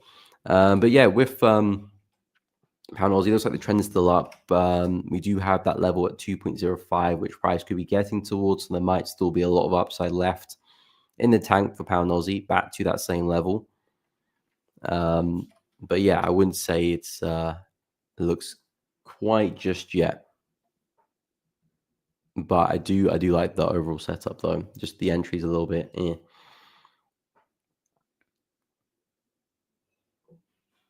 Okay, take care, Mort. Have a good one. Appreciate it. We'll see you on Monday. Have a good one, man. But yeah, we'll continue to go through the rest of the crosses. And then we'll probably go through some of the CHF pairs as well. If there are any requests for any certain pairs, just let me know. Drop it down in the chat. We'll take a look at some point. But yeah, pound Aussie, nice move to the upside. Bit of a strong move back down. That's the same story with pound NZD. Of course, very similar pair. This one not as strong with context of the market. Really nice swing to the upside. Did have a pretty big move down there, but it's starting to slow down. I like this high here as well. I believe it lines up very well with the 0.618. So I whip out the fib from that low to that high. You can see, yeah, bang on the money. Nice little 0.618. If you can see a retest of that, I think that would be a great place for a long. Take it back to the highs and so on and so forth. But yeah, the trend is still very bullish here for pound NZD. No real kind of signs of that reversing. Sometimes when we do take out these major highs, we do see signs that, okay, that trend is losing its momentum and it's about to turn around. Not in this case. We took out those daily highs, but we still stay consistent with those higher highs and higher lows, and still stay consistent with the momentum as well, which is a key thing to look at. And yeah, I'll be looking at higher lows. I would argue pound NZD is probably the better trade between pound NZD than pound Aussie, but of course there's the same thing really. So you kind of just you're picking the pair you're more comfortable with, better risk reward, and focus on that. But to me, I like pound NZD a little bit more, and yeah, push back to the high would look pretty good there. So overall, with pound Aussie and pound NZD, very bullish, but I think pound NZD is just a little bit cleaner, and I like the setup there. But it looks like we've got more upside for those pairs. I think Euro NZD and Euro Aussie probably similar. We'll take a look in a second. Price has broken 50-minute fractal high, so pull back to enter pound Aussie. Okay, so you're looking to refine the low time frames anyway. So yeah, yeah, I think that could be a nice trade because you're looking for the high low for a swing back to the high. Scale to the 15, you can look to refine the entries there and really make it a decent risk reward as well. Darkshore, what about after passing challenge, any restriction on profits?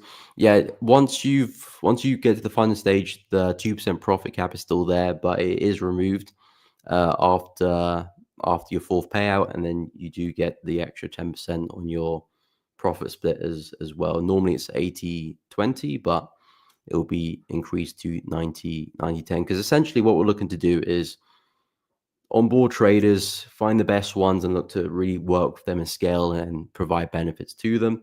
And of course, we do have tools to help develop trades, not essentially where we're just looking for the best and just ignoring everyone else.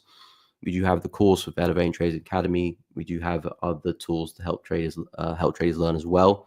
But the idea is that we're looking for good traders, not necessarily returning crazy profits, but you're consistent, managing your drawdown well, managing your profits well. And then once we can see that is true, we'll look to remove the profit cap and increase the profit split as well. Nanad UK 100, okay, buy position, a lot of sell pressure. Do you think, okay, I'll go take a look at, yeah, I'll squeeze UK 100 in, and I'll go take a look at Euro NZD and Euro Aussie. Wow. I did not see that coming. Okay, makes sense that indices had a big drop. I haven't actually looked at the FTSE in a while, but yeah, really big move down. It's a nice place for a buy. Of course, you can see my prior drawing there. I said this is an area where I do expect to see some upside from, and overall, that is the story of UK 100. We have these consolidations where we consolidate for a long time, then eventually price makes its move. Another big consolidation, eventually price makes its move, and I think now is not going to be any different as well. And then eventually makes its move. If it does break through the floor, of course, that changes everything. Then at that point, we might see a bigger correction. But I'm always gonna expect price to remain within a range until we break out. That's always my thinking. And same with support and resistance. I always expect support and resistance to hold until it doesn't. So when price reaches areas like this, I'm always expecting price to turn around. Of course, if I see a candle close like this and it breaks through, then that just puts that bias to bed, and I start, contemplating the breakouts and the opportunities that favor that. But for now, yes, in some nice support level, could turn around. You're definitely right. There is a lot of selling pressure here. I'll wait for price to kind of stabilize a little bit because we just had this 4-hour candle close, didn't we? Yeah, half an hour ago. So momentum is still definitely bearish. You're definitely correct with that. Maybe you can start providing some wicks, some nice closures to the upside. This could turn into a decent buy. And yeah, it could be a really nice buy actually, because if we are going to bounce and swing the range, could see price move all the way back to the high over here potentially, 83.59. So there definitely is a lot of upside there for FTSE.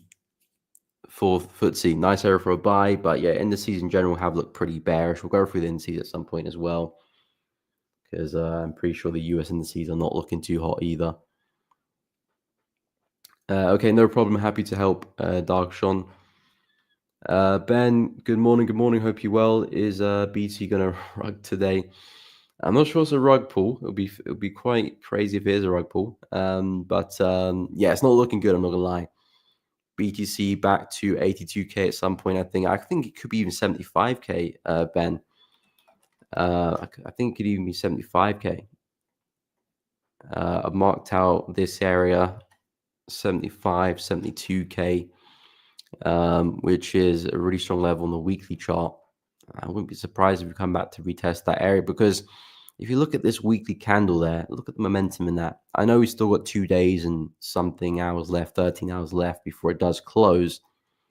But if the candle closes anything to how it's looking like right now, that is a sign to me that momentum here is not necessarily gone. It just means that it's depleted now and probably due a pullback. And because Bitcoin has had such a big push there, there's not a lot of support areas where you'd see a lot of buy step in until we get back to this area. So I wouldn't be too surprised of a move to 75K. Yeah, I wouldn't be too surprised to 75K, which is like a 25% drop, really, because we're more or less 100K, 75. Not looking too hot for Bitcoin. Yeah, we're looking very bearish. So yeah, 82K, wouldn't be surprised, 75. The weekly candles hell. I agree. Of course, it's still got a couple of days left. It doesn't close on Friday like the FX market and other markets as well. So it will close on Sunday, and who knows, maybe we see a bit of upside over the weekend and it doesn't look as aggressive. Maybe it has a bit of a bottom wick, which makes it a little bit softer. If it closes how it's looking now, I struggle to see Bitcoin just suddenly turn around and look bullish again. But of course, Bitcoin does surprise me, so I will definitely be open to the possibility, but I don't think it's very likely. And then that's no problem. Happy to be of help. Okay, so I'll go through the rest of the crosses, and then we'll probably go through some indices, and then we'll take a look at some of the C-Chef pairs. So yeah, I looked at pound Aussie, pound NZD look like good buys. Euro NZD, similar situation, but I still believe we're trading at major resistance, or maybe we're trying to break through it. Oh, I'm on the daily chart. So yeah, it looks like we are trying to break through, but more or less still trading at major resistance as well. And if we do break through, it would be a nice break, because there's a high here. We're probably going to go retest 1.86497. But yeah, because pound NZD looks very bullish, Euro Aussie looks very bullish. You tend to see Euro NZD and Euro Aussie do the same thing as well. Of course, pound's been exceptionally strong. It has been pretty strong. It's been weak over the past 24 hours, but it's been pretty strong. So that's why those pairs have been a bit more bullish. But maybe it's time for Euro NZD and Euro Aussie to catch up. So a break of this high here, I do think we'll push back into this high there, of course. And if I drop to the 4-hour chart, there might be some nice pullbacks, break through some structure, something like that, retest some highs. Maybe some trades on like the 15-minute chart could be nice to write it up. But it looks like momentum's picking up. Again, we've had a bit of a reaction. I wouldn't necessarily look for a big sell. I think the up move might be the more likely one. I think Euro Aussie looks a lot better because we've got a little bit more distance to look at to the upside, because I'm expecting price to push back to the high here after our lovely triple bottom down here. Really nice rejection. Price is broken through this slight descending channel over here. If I clone that and bring it down, we did have a bit of a descending channel here, but price is completely broken through that. So to me, it looks like price is going to make its way back to the high there. Support confirmed. Very good job. Now back to resistance up there, 1.7. So in my book, there could be a lot of upside here for Euro Aussie. And I did talk about some break and retest opportunities yesterday. Looks like we just about had that as well. Maybe we do come back down for another retest. That could be a nice opportunity later on, but I do think we're going to see more upside here. So yeah, big push for Euro Aussie. USD could look to follow. I'd wait for the breakout first before jumping on that bandwagon, but it does look like Euro Aussie's set to see more upsides. Euro, Pound Aussie, and Pound NZD look already bullish anyway. So I wouldn't be surprised if they keep pushing. Would you ever be tempted to invest in BTC? Yeah, I would be. It would be like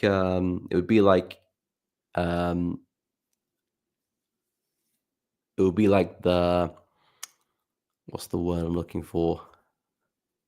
Like a hedge against like gold and fiat currencies. It's just a way to diversify, really. I wouldn't put anything crazy into Bitcoin.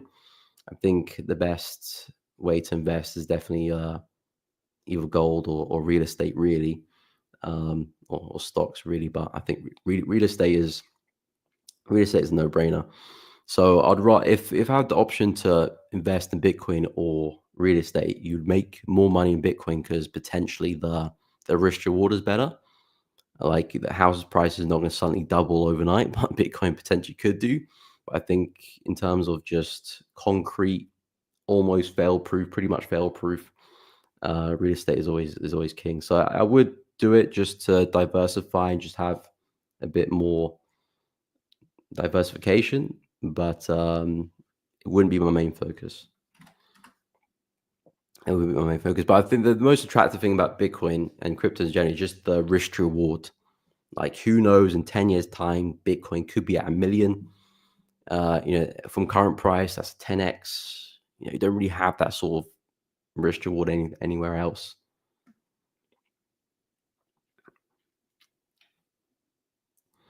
Okay, so let me finish up with Euro Pound and crosses. We'll go through some CHF pairs. Pound CHF short was clean. Yes, I'm still in it. So I'm seeing if I can really swing Pound CHF back down to the lows. Yeah, still holding on to it. I've gone to break even. Haven't secured any profit. I'll go over it in a second. But yeah, still holding on to that one. Okay, so let me go through Euro Pound. Okay, so yeah, Euro Pound looking for a bounce still. We're still in that monthly zone where we can definitely turn around. So I'm looking at this as a really big level of support where, again, a lot of high time frame buyers will be looking to enter trades and high time frame sellers will be looking to book profits, most definitely. So I do think there could be a chance for us to turn around. So overall, with Euro Pound, even though we've been bearish for quite a while, seeing consistent lower lows and lower highs, I do think we can turn around. Seeing some evidence of that happening. Can we go and break structure? I think we can. If we're going to do that, that's the first sign that, okay, buyers are stepping back into the market, and that potentially we could see some higher lows forming. I still do like this level here. Couple fake outs there to me. One over there. One over there. Second over there. Nice retest that level. Could provide a nice setup. So that's kind of what I'm leaning towards with Euro Pound. It's not my favorite pair or my favorite opportunity, really. So I probably won't be looking to trade it. But if I had to, that's what I would be looking at. Because it looks like we are forming this double bottom, especially if we go and break structure. This support could hold very well and provide some nice longs. So yeah, that's what I'll be looking at for Euro Pound. Not a bad opportunity at all, but I would wait for us to take out the highs just to really show that there's a lot of bullish intent here that we are looking to turn around. And then, of course, you got your lovely Aussie New Zealand dollar, lovely market to look at and trade. Being sarcastic, by the way, but I do think we could find some high lows if we do come back into the trend line, because this trend line has been working so well. There's like 5, 6, or 7 tests of this trend line. So if it was to come back down there again, I would be looking for that higher low. And of course, the benefit of this as well, if you do catch it right, nice risk reward back to highs as well. But at the moment, looks like we're coming back to some resistance. I don't think it's such a bad place for a short, actually, because overall the market has kind of just been ranging here, really. So I do think it's actually not a bad place for a short. This is some decent support there as well. Might see another swing back to that area. So not a bad place for a sell. Stop loss above the high as well. Looking okay, but definitely not my favorite pairs there, I'm not going to lie. Or setups. Some not my favorite pairs, yes, but there are good trades there sometimes, which I still look at them. So yeah, but definitely my favorite setups there. Holy One closed the Euro Aussie last night, okay, from 6620, nice. Come down to fill the gap, then pulled off this morning. Yeah, looking very bullish now. Ben, UK seems worse and worse place to. Yeah, I mean, in terms of real estate, I'm not even necessarily talking about the UK. I just mean real estate in general. It could be anywhere, or not anywhere in the world, but most places in the world, because everyone needs a house to an extent. And generally speaking, real estate values should go up in a lot of places. So when I'm talking about buying a house, I don't even mean the UK. UK, you're buying not even great houses for very expensive prices. So I mean mostly abroad. But yeah, you're right. It's not particularly great in the UK at the moment. Okay, let me go through the CHF pair. So yeah, at the moment, I'm still hanging on to my pound CHF position. So far, going pretty well. Seeing some more momentum at the moment as well. Excuse me.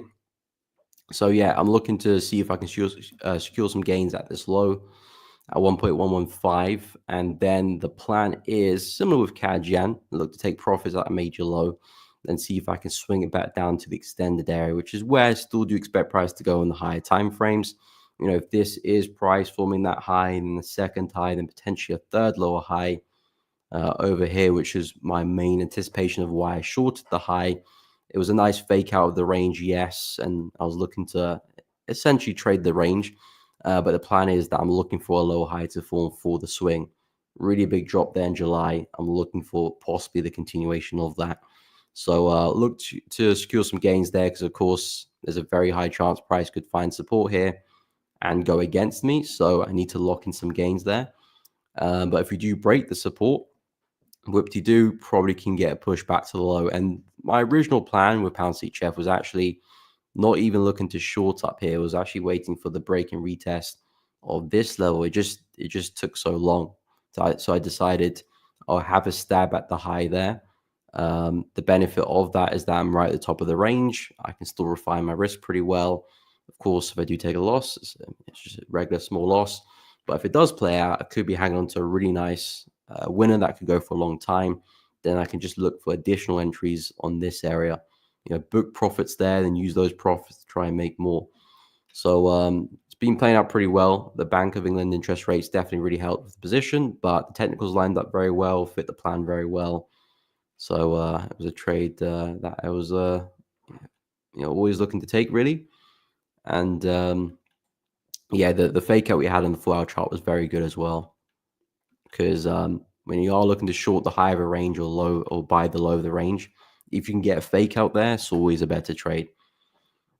Doesn't mean it's always going to work out, of course not, but it's always a nice confidence to add that we've had a bit of a fake out, prices recovered it, and potentially we're seeing downside of that.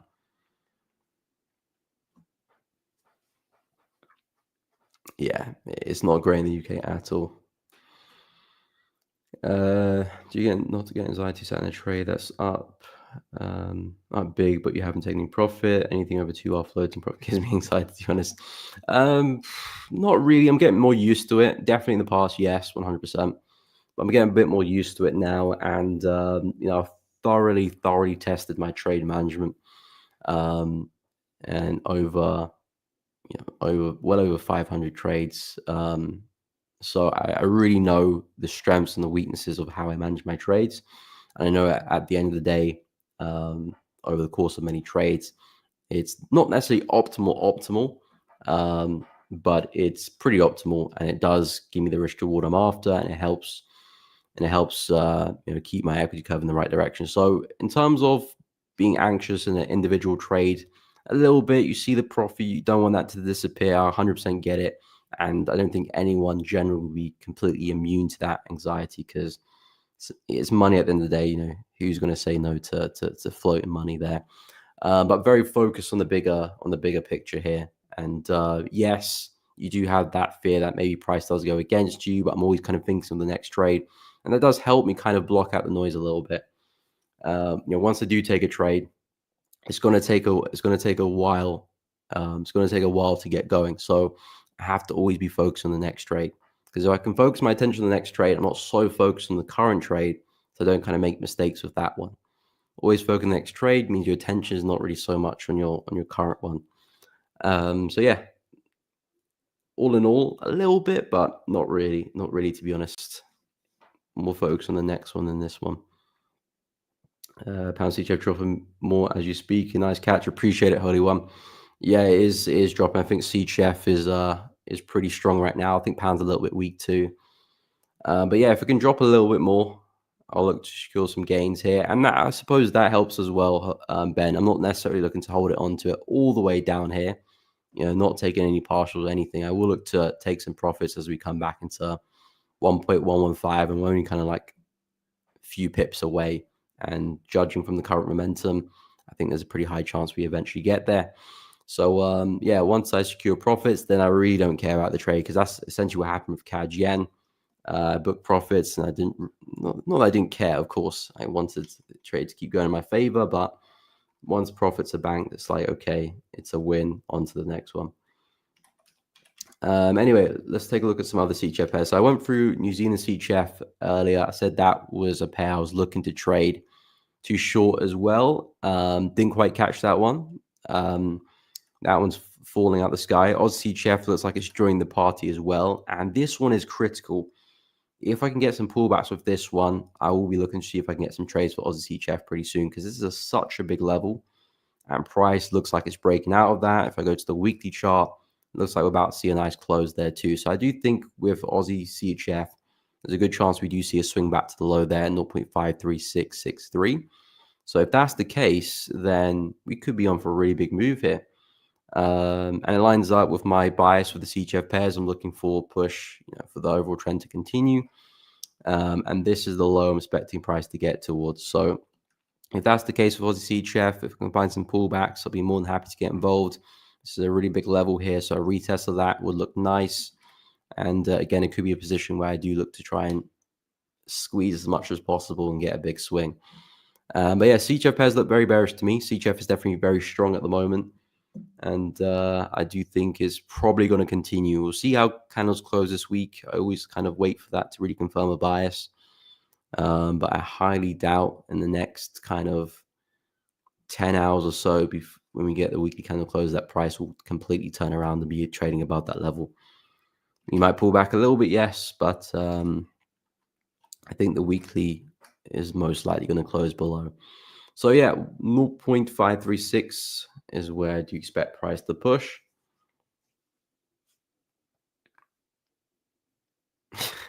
Doesn't look like it's turning around anytime soon. Yeah, I'm probably a bit more braver saying that because it looks so bearish. If it maybe was putting some support in, I'll be a bit more shaky.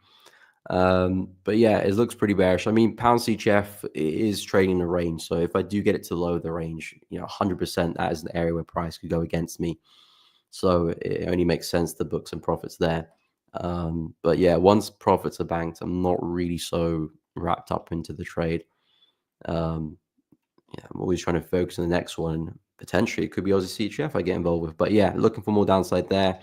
CAD CHF, haven't really been focused on this one too much. Again, another CHF pair, which again, we could potentially fall. It's just not really clean. Big range here. Not really what I want to be seeing. Maybe there could be some more buys off the low of the range again, but not really my thing. And if we do end up breaking the low of the range, then you're expecting us to head back down to the lows, and I'm pretty sure these are the all-time lows as well. So maybe more downside for CAD CHF too. I mean, if CHF's going to be strong, you're most likely going to see that. Might be some nice break and retest should we get the breakout of that, actually. That could be a nice little trade there. But I would argue Aussie CHF looks a bit better, so I'd rather focus on that one. Bigger risk reward as well.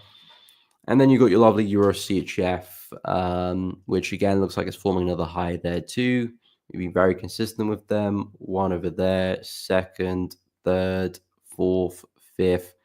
And you got number 6 over there as well. You can see every time price keeps pinching the new low. There we go. Nice little pinch there. Nice little pinch there as well. And we probably could see that happen again. So, yeah, wouldn't be surprised if we head back down to the lows there too. It's looking pretty bearish across the board for the CHF pairs, can't lie. CHF is definitely strong. I think CHF JPY is this one pushing up? I'm trying to, but I think yen is probably trying to have a say with that. Dollar CHF, what we doing there? Okay, this one's pushing down too. I still think buys look good because USD strength might outweigh CHF strength in the long run. But yeah, there's a good chance we do head up back to the high of the range up there.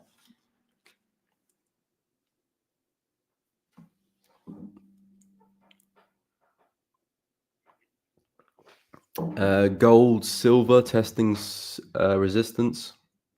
Now, the weekly might get ugly for silver if it breaks out of that higher time frame range. Are you talking about gold and silver? Or are you talking about gold against silver? I didn't know you looked at gold against silver.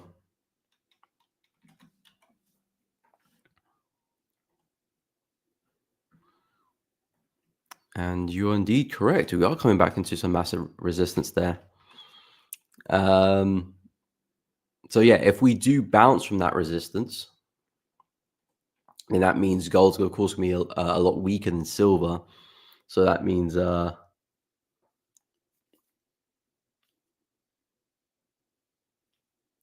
gold could potentially plummet. But of course, if we break out, then the reverse is true. Gold's going to be very strong. Silver is going to be pretty weak. Well, not pretty weak, because you do expect gold and silver to be doing the same thing, but it just means gold's going to be having a bit more fun with it.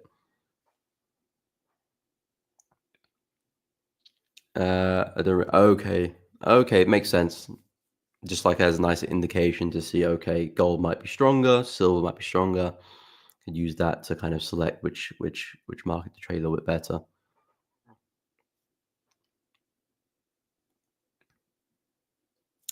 Yeah, to an extent, yeah, a little bit. Yeah, they have actually. They have, because we had a big recovery on gold. Didn't really see that happen at all on silver. Well, not as much.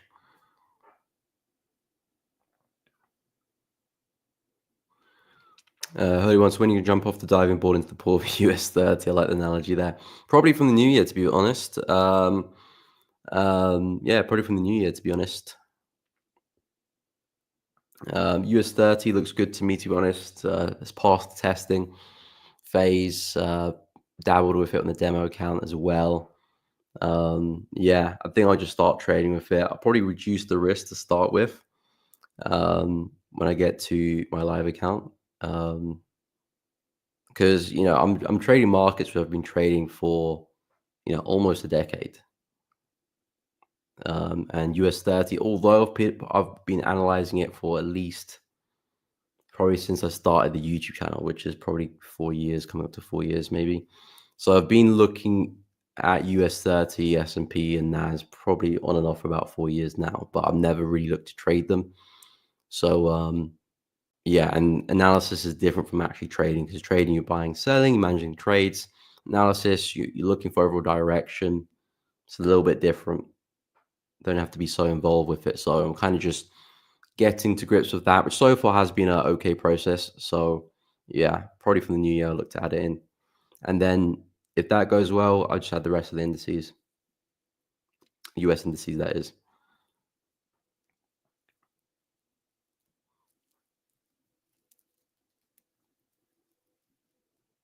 Yeah, if that's the case, if gold, if they are going to be bearish, but it breaks the high, means they might not be as bearish, but then yeah, silver will be the better sell. Yeah.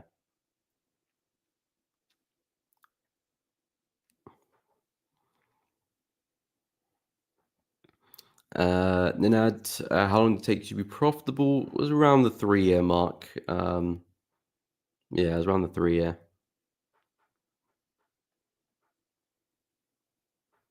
Yeah, 100%, 100%. Yeah, you have to make sure you're calculating that right, and don't accidentally think you're trading Euro USD or something, and then you're actually trading US 30. So yeah, definitely have to watch out for that. But yeah, massive resistance here for gold versus silver. And of course, it's 50-50. We could very much respect this and come straight back down again. And if we do break through this zone, then this is the next area expecting price to push into. So gold strength until pretty much 95. Or not necessarily gold strength, but gold stronger than silver anyway. So yeah, silver might be the better sell, because I'm with you with that one as well. I'm pretty bearish on gold after rejection yesterday, and I'm pretty bearish on silver as well. So if we do see the breakout, silver probably will give you the better sell, should give you the better sell. If we do respect that resistance, however, gold will be the better sell. So it's a funny one. It's kind of like we need to understand if price is going to break out or not, and then we'll choose which pair is the better pair to get involved with. but it will very much depend on that. But yeah, in terms of gold, really nice break to the downside. Looking for us to kind of roll over like this in the next coming days. And of course, silver looking for pretty much the same thing as well. We broke through some nice support yesterday, left behind some resistance now at 29.8, retested that area, reject it. I do think we'll keep falling. And again, with silver, it's an interesting one because if I expand to the weekly chart and I whip out my Fibonacci from the low to the high, there is that confluence for a bigger pullback to this area, which I think could be the case. It could be the case back to around 25.7. Really big level over there, in amongst the 0.5, 0.618. So it could make sense. We've taken out some major highs on the left here. Maybe price is just due that bigger pullback. See the next high low. Connect the dots with the trend line there as well. And then, Bob's your uncle, a lovely move to the upside. So that could be what's on the cards if we do see this selling pressure continue. I mean, we could turn around earlier, but I think that's a nice area for a buy anyway. So if it does get there, I think that will look really good. Of course, not necessarily just buy straight away, but if we start to form some higher lows and signs of reversal, could end up being a really nice buy to follow for a long, long time. So still very bullish on gold longer term and silver longer term, but at the moment, structure like that, after that kind of fake out last week as well, due a bit of a correction and more downside, and probably same with gold as well. So yeah, very bearish on those ones, but very bullish on USD. And if dollar keeps up that strength, we probably will see these boys keep dropping. Maybe we do see a bit of a correction for dollar a little bit, but I'm not expecting much. I think even a correction to here, still expecting a move to the upside, but I might only see something intraday. We've broken through that high, which is the key thing I was looking out for, whether price will respect the high or not. This has definitely cleared the high and looking very bullish after that.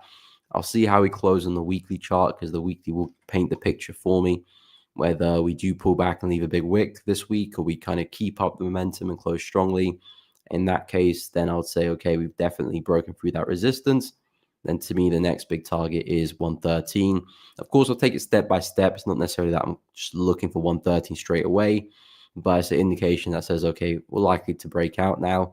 And if there is the breakout, 113 is where I expect price to go. So just looking at pullbacks and buying opportunities in that direction will be the plan. And Euro USD is just not ready for me to short yet anyway. So even though I'm pretty bullish on dollar, it's not like I'm actively looking to short euro right now. I need it to be breaking the lows first, which it hasn't done yet. Then I can start talking about some pullbacks and some shorts. Same with pound USD. In fact, pound USD is still in an area where, again, we could put a higher low in. So it's just not the best place for a longer term short. Not shorts outright. You can still look for shorts, but longer term, not the best place. If you can start breaking through this, then yeah, shorts will come better. The only dollar pair which I really like at the moment is dollar CAD because we've broken through major resistance. We did it a while ago. And I do think there's still more upside back to the highs there. So that's kind of where my focus is. But I'm going to reanalyze everything when the candles close for the week. And then I'll make my watch list up for next week. I'm going to treat it as normal next week, really, of course. Not going to see any movement. New Year's Eve, Christmas, Boxing Day, probably. Yeah, I think the market is open Christmas Eve and Boxing Day. It's closed Christmas. It's closed New Year's Day. I think it's open New Year's Eve. Need to double check on that. But we'll see what happens. Not expecting much movement now. I think we've had the biggest week of the biggest movement we'll see until next year, really. I'll hold my positions. So, I mean, they're into profit, so it's not like I have to worry about gaps or anything like that. My break even is at the entry, so I'm not too worried about that. And we'll see. Maybe I pick some more positions up. Probably not though. But we'll see. Maybe I do get something. But yeah, guys, that does bring us to the end of the stream. Hope you guys did find the stream useful. If you did, please be sure to smash the like button. Smash the like button. Subscribe to the channel. It does really help out. And of course, make sure you do hit the bell so you don't miss out on any streams or uploads in the future. Make sure you check out the Elevating Traders Discord channel, completely free to join. Link to that at the top of the chat and also in the description below. You can join discussions, chat with other traders, including myself, share trading ideas, and of course learn a little bit more about Elevate Trades, the firm, as well. So if you are interested in that, make sure you go check it out. And of course, you can find your discount code there as well. But guys, really do appreciate you tuning in. Have a great weekend. I hope I do see you next week. I will be live again Monday. Probably will be live Tuesday. If not, I'll let you guys know. Definitely Monday I will be live. So if you are free and still looking to trade, make sure you tune in and come chat with us. But yeah, guys, thank you so much for tuning in. Have a great day. Have a great weekend. And I'll see you all in the next one.